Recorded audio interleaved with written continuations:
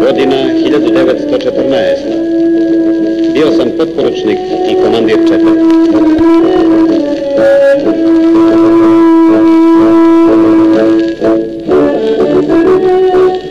Prvu bitku moj puk imao je na Tekerišu. Na tom mjestu napadali smo brežuljak golu glavu.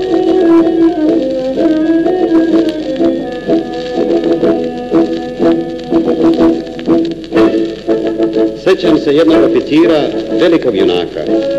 Poručnik Voja Garašanin, un Ilije Garašanina, vodio je na juriš svoju četu.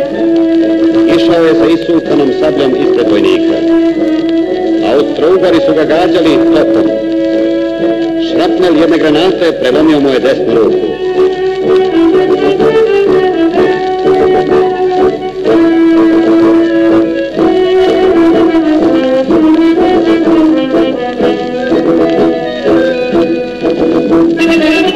Poručnik Garašanin nije posustao. Uzeo je sablju u levu ruku i potrčao napred sa svojim vojnicima.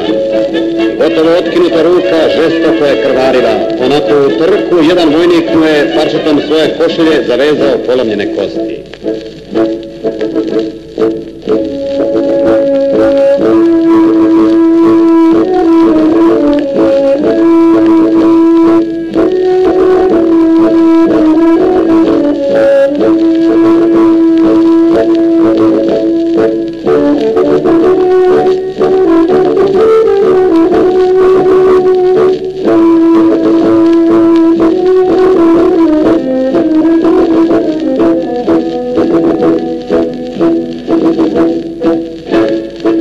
Ispred samog vrha neprijatelji su mu prebili i levu ruku. I onda poručnik Garašanin nije posustao. Nije se ni zadržao. Jurišao je ispred svoje čete kao soko sa polomljenim krilima.